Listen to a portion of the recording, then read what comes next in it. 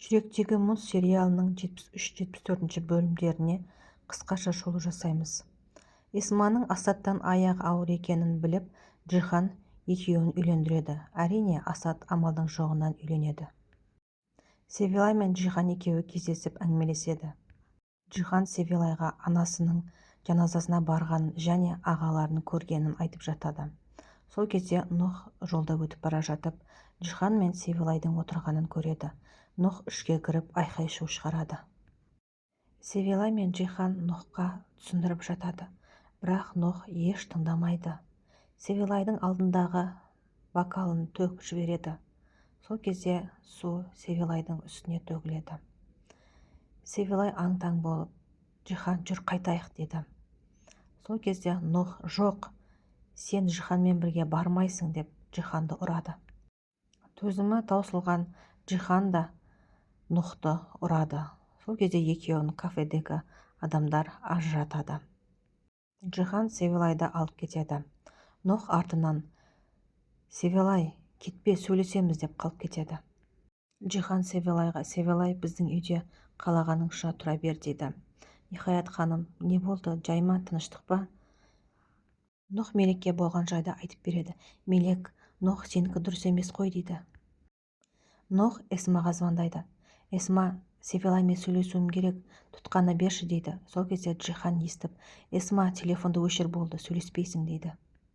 Таксин іссапармен басқа елге кетіп барады. Сұмыры оны әуежайға шығарып салады. Ал оны Хикмет көріп отырады. Мелек пен Джихан кездеседі.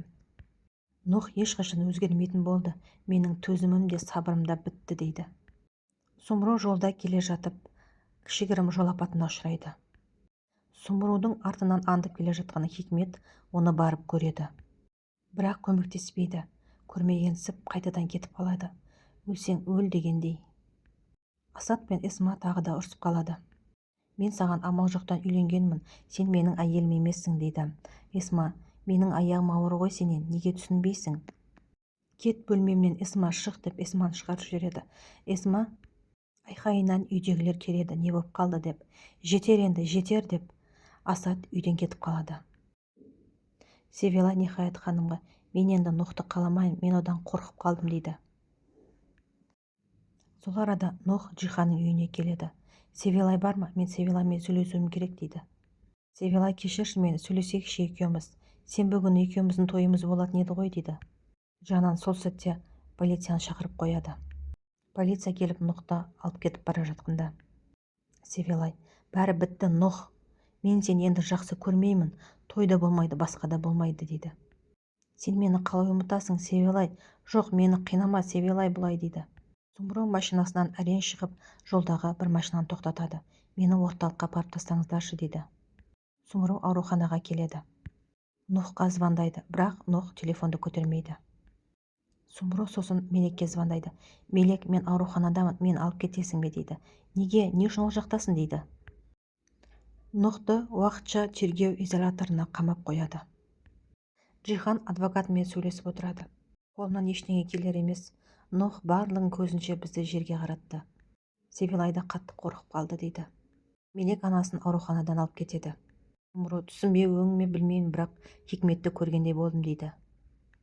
Ертесіне Мелек Нұхты милицияханадан алып кетуге келеді. Нұх, сен не істеп жүрсің тағы да дейді. Мелек үйге келіп анасына барлығын айтып береді. Нұх сол кезде анасының апатқа ұшырағанын біледі, және ол жерде Хикметті көргенін естиді. Хикметтен барып сұрайды, сен анам апат болған жерде болдың ба деп. Хикмет жоқ деп мойындамайды. Нұх сенбей барып, анасы апат болған жерге барып, камераны тексереді. Сол жерде Хикмет келіп анасына көмектеспей кеткенін көреді. Нұх енді анасының кегін Хикметтен алатын болады. Харика мен Хикмет Анкараға кетіп бара жатты саммиттің жағдайын білуге. Жолда қыз су сатып жүрген еді, сол суды ішеді. Бір уақытта қатты ұйқы қысып, екеуі май құю бекетінде ұйықтап қалады. Сыртқы дыбыстың әсерінен Хикмет оянып кетеді. Қараса, машиналарды алып бара жатқанын көреді. Көмектесіңдер, кім бар дейді. Нұх Хикметке звондайды. Сен адам емес екенсің, мен анама көмектескен жоқсың дейді. Сол кезде Хариканың даусын естіп қалады. Қасыңда кім бар дейді. Харика бар дейді, Харика. Нұх сол кезде есін жияды. Джиханға Хикмет қоңырау шалып Нұхтың істеген әрекетін айтады. Джихан ашу-ызамен Нұхты іздей бастайды. Мелек екеуіне бір нәрсе болып қала ма деп Джиханның артынан қалмайды. Нұх есін жиып айдалаға кеп өз-өзіне келеді. Қалайша мен Харикаға бұлай жасадым деп өз-өзін кінәлайды. Джихан Нұхты үйіне іздеп келеді, бірақ ол жерден таппайды. Мелек, мен артынан андыма, болды, қал осы жерде дейді. Бірақ Мелек артынан қалмайды Джиханның. Нұх Джиханның үйіне келеді. Үйдегілер сыртқа шығады. Не болды, Нұх? Харика, мен кешірші, мен сенің ол жерде болғанын білген жоқпын. Білсем мен саған бұндай жасамас едім, сен менің қарындасымсың ғой дейді. Сол кезде Джихан мен Мелек келіп қалады. Нұх, өлтірем мен сені, бері кел бері. Сен менің қарындасымды өлтірмек болдың ба дейді. Сол арада Мелек ортаға түседі. Кет ары, Мелек, тұр дедім саған дейді. Мелек тыңдамай, өлтірсең бірінші мен өлтір дейді. Джихан табаншаны аспанға атады. Бар, құры, кетіңдер, көзіме көрінбеңдер, жоғалыңдар дейді. Нұх Мелекке видеоларды көрсетеді. Қара, Мелек, анама менің Хикмет көмектеспей кетіп қалды. Мен оны жай қорқытайын дедім, бірақ Хариканың ол жерде бар екенін білген жоқпын дейді. Сол кезде Сумру мен Таксин келіп қалады.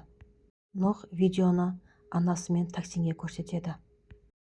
Сумру, Нұх, қалай сен Харикаға бұлай нәрсе істедің? Қарындасың ғой ол сенің дейді. Анашым, мен Хариканың барын білген жоқпын. Әйтпесе мен солай істейтін бе едім өз қарындасыма дейді. Нұх бөлмесіне кіріп кетеді. Басы қатты ауырады. Джихан мен Мелек кездеседі. Мелек, менің сабырым бітті. Қанша рет шыдадым, қояр ма дедім, бірақ қоймады. Жоқ, Мелек, енді сен киіміңді жинады, менімен бірге кетесің дейді. Не бауырыңды таңдайсың, не мені таңдайсың деп Мелекке шарт қояды. Мелек үйге келіп киімдерін жинай бастайды. Сол кезде Нұх көріп қояды. Мелек, қайда барасың? Мен сені ешқайда жібермеймін дейді. Сол арада Мелекке Джихан звондап жатады. Егер мені тастап кететін болсаң, мен өз-өзімді өлтіремін дейді. Нұх тапаншаны жүрегіне қадайды. Егер кетсең, мен өз-өзімді өлтіремін. Маған сенсіз өмір керек емес дейді. Джихан Мелекке қайта-қайта звондап күтіп тұрады. Мелек тағы да айнып, бауырын қимайды, өз-өзіне қол жұмсап қояма деп қорқады. Джихан, мен кешірші, мен сені сүйемін, бірақ мен бүгін бара алмаймын дейді. Жарайды деп барлығын түсіндім деп Джихан телефонды өшіріп тастайды. Таксин Нұхқа ұрсады. Сенің ар ұятың қайда? Енді сен Джиханнан барып кешірім сұрайсың, барлығын реттейсің дейді. Хикметке полицейлер келеді. Хикмет полицейлерге: не болды, Нұхты ұстадыңдар ма дейді. Жоқ, Хикмет ханым, біз сізге келдік. Мелек пен Севелайды өлтірмекші болды деген арыз түсті. Сізді алып кетеміз дейді. Джихан Мелекті жұмысынан кешке амалсыздан алып қашуға келеді. Асад үйге келіп Эсмамен сөйлеседі. Өзінің баласынан құтылу үшін Эсманы алдайды. Қыз болса саған ұқсасын, әдемі болады дейді. Эсма: жоқ, қыз болсын, бала болсын, бәрібір дейді. Кешір Мелек, сені осылай алып қашудан басқа амалым жоқ дейді Джихан. Хикмет Нұхқа арыз жазады. Полицейлер келіп Нұхты алып кетеді. Таксин де Нұхқа айтады: иә, барып өз істегенің мойнымен көтер дейді. Асад: сен менің алдыма түсіп жүре бер дейді Эсмаға. Эсма сол кезде баспалдақтан құлап қалады. Сол кезде Асад оған көмектесуге асықпайды.